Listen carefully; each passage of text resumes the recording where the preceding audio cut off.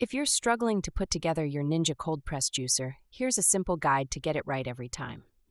1. Start with the base and juicing chamber.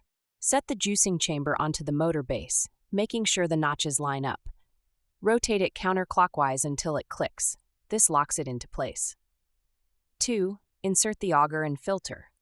Drop the auger into the center shaft, followed by your chosen pulp filter. Make sure the filter's tabs fit into the slots on the chamber. It should sit flush with no wiggle. 3. Add the feed chute lid. Align the arrows on the lid and chamber, then rotate to lock. If the lid doesn't fit, double-check that the filter and auger are seated fully. 4. Snap on the pulp and juice containers.